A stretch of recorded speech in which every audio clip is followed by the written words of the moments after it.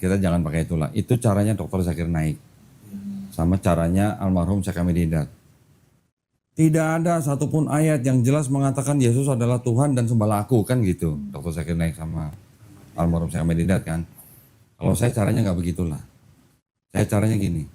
Yesus sendiri di dalam Bible-nya orang Kristen ini pernah nggak ngaku sebagai nabi? Pernah. Pernah nggak, Jam? Pernah, Jam. Pernah lihat nggak di Alkitab Yesus ngaku nabi? Masalahnya itu. Nggak pernah. Masalahnya itu aku nggak pernah baca. Yang lucunya gini dulu Mas. Saya Gimana sih, Jam? waktu SD kan madrasah nih. Oh. Masuklah negeri. Masuk negeri disuruh buka. Ayo buka bilangan. Saya buka paling belakang. Ketawa teman saya lah. Ngapain kau buka belakang? Bilangan itu di depan gitu katanya. Oh. Nggak bisa buka Alkitab malah dulu. Oh. Negeri ada Alkitab? Ya kan negeri semua Agama. Oh, ada agama ya. Kalau Oh. madrasah emang nggak ada. Iya. Jadi Nih, Jam. Matius 13 ayat 57, Jam. Coba bacain. Baca perikopnya dulu. Perikopnya apa? Yesus ditolak di Nazaret. Terus dia bilang apa? Lalu mereka kecewa dan menolak dia. Maka Yesus berkata kepada mereka, seorang nabi dihormati di mana-mana, kecuali di tempat asalnya sendiri dan di rumahnya. Itu Yesus lagi ngomongin siapa? Kira-kira ngomongin siapa? Ya dirinya sendiri sebenarnya. Berarti Yesus ngaku nabi nggak? Ya dia mengaku. Itu. Dan bisa dipakai tuh ayat itu. Tapi itu siapa yang itu yang ayat yang lagi di Sungai Yordan itu ya? Yang apa? Dibaptis. Itu. Dibaptis. Yang inilah anakku. Ya, sebentar. Ini Yesus ngaku nabi berarti kan? Orang lain nyebut Yesus apa? Saya kasih lihat ini. Nanti sebentar nih, yang Sungai Yordan sebentar. Matius 21 ayat 11 nih. Dan orang banyak itu menyahut, inilah Nabi Yesus dari Nazaret di Galilea. Nabi Yesus apa Tuhan Yesus? Nabi. Nabi Yesus. Oke, sekarang yang masalah baptis dan Nabi Yesus. Nih, buat foto. Kasih tahu tuh. jadi kita nggak usah nanya di mana Yesus ngaku Tuhan, nggak usah.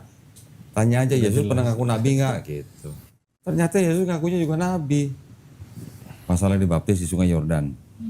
Ini ada pertanyaan begini. Ceritanya kan Yesus dibaptis di Sungai Yordan. Roh Kudus turun dalam bentuk Merpati. burung merpati. Di langit ada suara, inilah anakku yang kukasihi, kepadanya lah aku berkenan. Dianggap suara siapa? Suara Bapa kan? Di Kristen Tuhannya 1/3, Mas. Trinitas. Tuhannya 1/3. Nah itu dia. Oh, masih bingung. Kristen kan begitu ngomongnya, walaupun 3 pribadi tapi satu hakikat. Mau ditanya Tuhannya berapa? Orang Kristen wajib jawab Tuhannya Esa. Ya dong. Kalau nggak bilang Esa nggak diakui sama negara Indonesia. Kan gitu. Berarti orang Kristen bilang walaupun pribadinya 3 tapi Tuhannya tetap satu. Kalau ada Yesus di Sungai Yordan, ada burung merpati Roh Kudus, ada suara langit Bapa, ini mau bilang 1/3 Tuhannya. 3-3-nya nongol bareng gitu. Muncul bareng. 3. Nongol bareng kan 3-3-nya. Kalau Yesusnya lagi pergi kemana nggak kelihatan Roh Kudus lagi ngapa ya nggak ada Yesusnya, atau Bapa berfirman apa nggak ada Yesus dan Roh Kudus. Orang Kristen masih bisa bilang itu 3 pribadi tapi satu hakikat. Tapi kalau 3-3-nya nongol bareng, mau bilang berapa Tuhannya? Jem. Ayo, bisa dikatakan di mana melalui kamu? Karena nongol Perspektif. bareng gitu. 3. Dengan akal sehat manusia, ya pasti 3. Orang Kristen kalau tanya, gambaran Yesus seperti apa? Pemuda, ganteng, tegap, rambut gondrong, mata biru, hidung mancung, rewokan rapi gitu misalnya. Ditanya Roh Kudus seperti apa? Burung merpati. Kenapa? Karena ada ayat begitu. Bapa seperti apa? Seorang yang sangat tua, jenggot sangat panjang, berada di sorga. Kan begitu pasti mental picture-nya. Tapi bagaimana cara menggabungkan ketiga mental picture itu jadi satu Tuhan gitu? Itu yang nggak bisa. Nanti orang gereja akan bilang itulah misteri. Emang digambarkan kalau di Kristen itu Bapak itu tua, jenggot. Coba aja Google. Trinity gitu. Hmm. Klik yang image gitu, keluarnya apa coba? Trinity apa kok? Tulis aja Trinity gitu. Makanya juga aku sempat bilang ke temanku, aku bilang Allah itu kan tidak berkelamin, aku bilang gitu. Ya. Masih ada yang menggambarkan Bapak itu laki-laki Gini. tua, jenggot sangat panjang. Gini kok cuma gini? Bentar, ada lagi, bentar.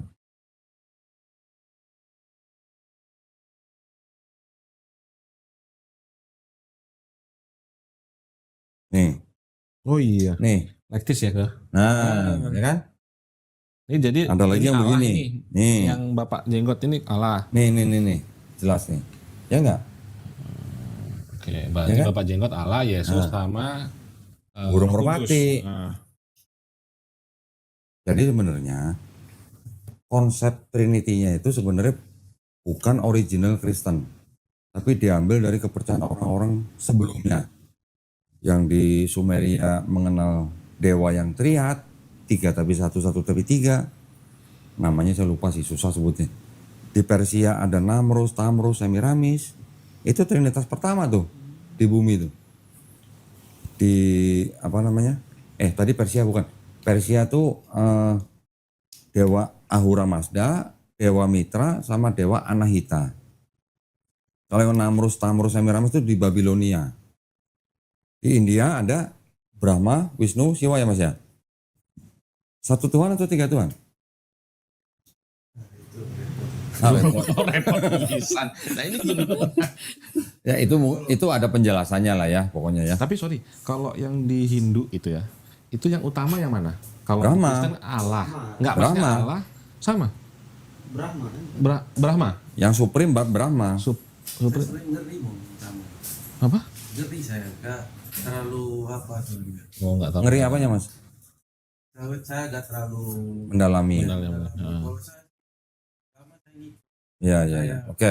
Ah. Ini ya, mungkin. Terus tadi di India, di Mesir ada apa? Osiris, Horus, Isis.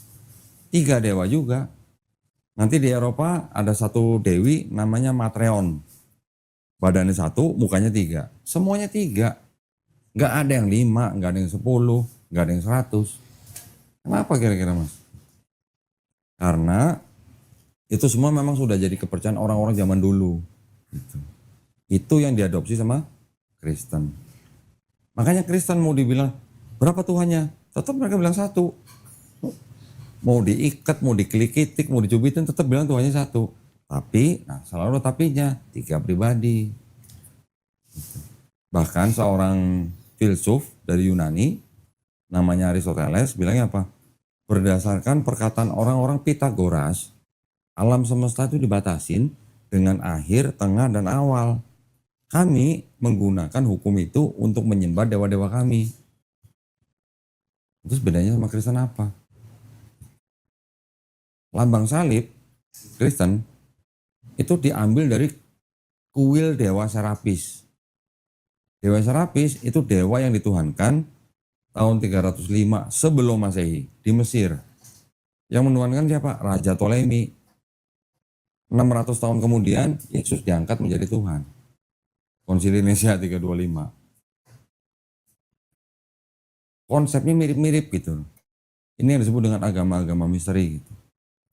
Dari kuil Dewa Serapis ada lambang begini, salib, tapi atasnya buletan begini. Namanya Ini suka di itu ya kalung-kalung. Nih namanya tuh Ankh. A-N-K-H. Nah ini. Ya, dari kuil itu sebagian dipakai sama orang-orang pagan, sebagian dipakai sama orang-orang Kristen. Lambang ini. Ini jauh sebelum kejadian Yesus disalib ya. 300 tahun sebelum ada Yesus.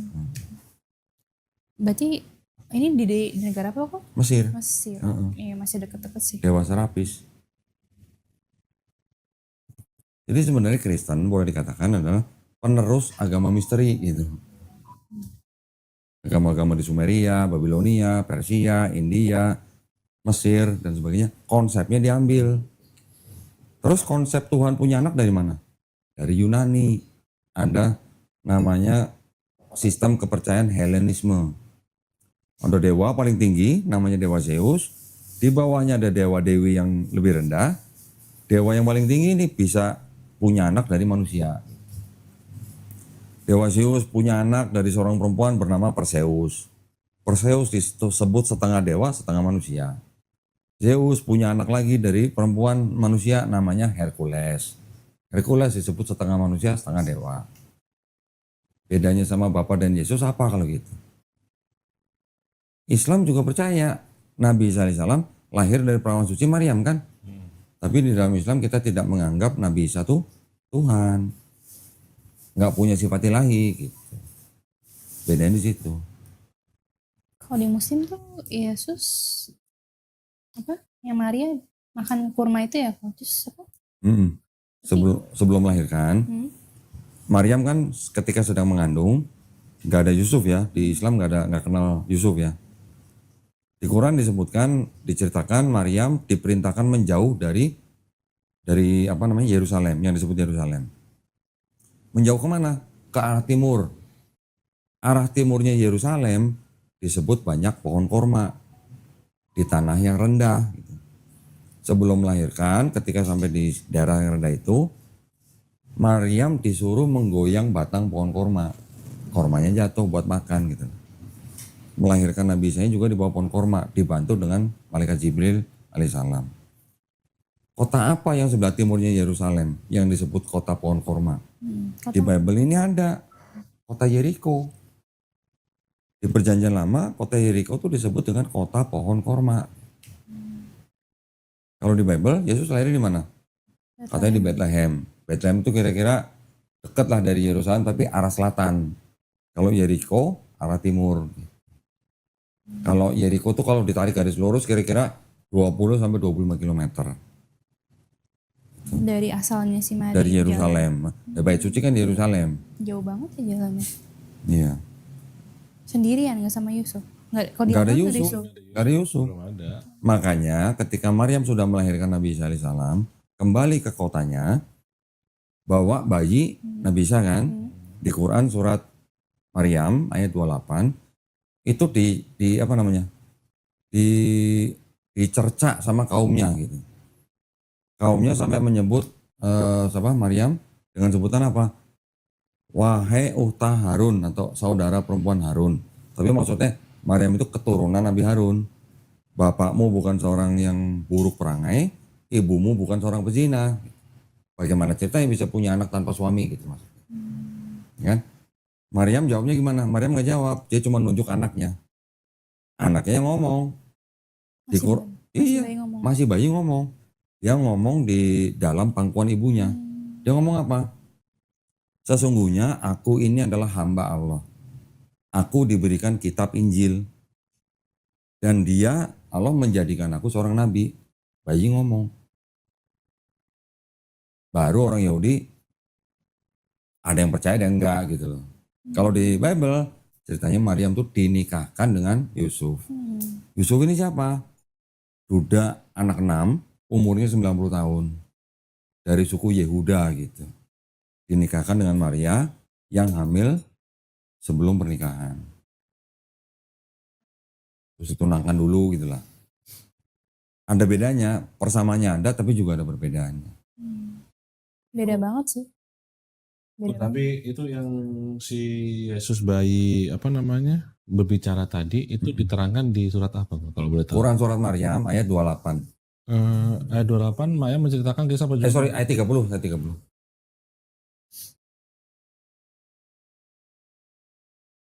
Oh iya. Hafal gue korek. Isa berkata sesungguhnya aku hamba Allah, dia akan memberiku kitab Injil dan menjadikan aku seorang nabi. Iya. Kan? Aku sendiri apa loh? Yang ngurusin Ducati terus nih. Ngurusin Ducati sama Starling. Saya sebenarnya sering loh minum Starling. Starbucks keliling. Starbucks keliling. Itu di depan ada kok tadi kok. Kemarin aku sempat nonton Elia nih. Nah itu Elia ini bener. Gimana kok? Banyak yang datang ke sini. Donitan kok. Banyak orang Kristen datang ke sini yang sudah nonton Elia Miron. Tapi ketika saya tanya, kamu nggak coba ketemu sama Elia Miron? Enggak, pada nggak mau. Kenapa? Ada yang bilang ngomongnya doang pintar tapi ngaco gitu katanya. Nggak nalar sih. Udah ada 4 orang yang datang ke sini ngaku sudah nonton video William Miron tapi nggak mau ketemu, akhirnya datang ke sini malah sadat di sini. Elemen udah diundang Kodoni tapi apa nggak mau nggak bisa. Saya bukan ngundang ke sini, saya nantang. Kan dia bukan pendeta. Saya bilang kamu cari pendeta, kita debat face to face di hotel atau di gedung gitu ya. Pakai moderator, pakai timer, disiarin langsung di YouTube live. Saya bayarin semuanya. Saya bayar semuanya. Cuman saya pakai catatan.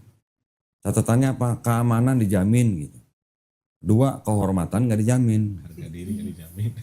Belum berani dia nggak. Sampai sekarang nggak mau dia. Iya loh, nggak. Sudah saya kasih alamat email saya, hubungin email saya kalau memang mau. Ya deh sih ya. Pendeta siapa kemarin? Pendeta Budi Asali yang pernah debat sama saya 2 kali. Sama Esra Soro waktu itu bareng pernah. Ketika debat waktu itu terakhir di Surabaya sempat ngomongin soal Mika 5 ayat 2. Ya, di sini kan ada. Belum lama kemarin saya WA, Pak ayo Pak kita debat lagi. Udah lama kita nggak debat. Kita debat Mika 5:2 yuk Pak. Nggak mau. Kenapa? Nggak penting itu katanya ayatnya. Padahal orang Kristen bilang itu ayat nubuat buat Yesus. Aku nggak tahu kok apa ya. Nah, Nah, ini jelas. jadi kalau Aku juga penasaran. kalau saya selain belajar teologi, saya juga belajar bener nggak nubuat-nubuat yang di perjanjian lama itu bener nggak buat Yesus. Jadi saya harus belajar perspektifnya orang Yahudi karena Baca aja. saya punya kitab ini mas, anak ini kitab orang Yahudi. Di sini juga ada tafsirnya orang Yahudi. Jadi ketika orang Kristen bilang Yesaya 9 ayat 6 menubuatkan Yesus, kata orang Kristen, kata orang Yahudi mau bukan gitu. Kata orang Yahudi buat Hezekia gitu. Mika berapa tuh? Mika 5 ayat 2. Oh, 5 ayat 2 kebalik. Makanya gue nyambung. Kami nggak senang bahas itu kata pendeta Budi Asali.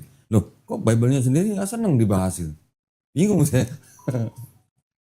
Kemarin kata Elia Miron dia bilang kan dia lagi debat sama anak muda Muslim dia bilang kan yang Muslim kan bilang kok percaya Tuhan bisa jadi manusia. Terus Elia Miron bilang kamu sendiri percaya pohon bisa jadi Tuhan. Nah, aku Oh bingung. Tuhan jadi pohon.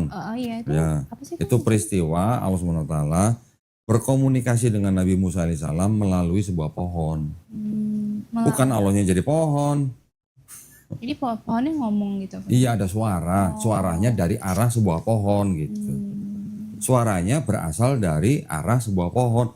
Bukan Allahnya jadi pohon. Sama yang dia Kalau bilang Tapi kalau di Bible kan beda.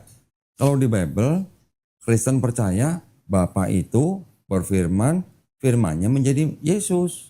Kan gitu. Nah tadi kan Jamie udah baca nih, Allah bukan manusia, Allah bukan anak manusia kan. Gimana ceritanya di sini Allah bukan manusia, di perjanjian baru jadi Yesus. Kan beda udah. Nah.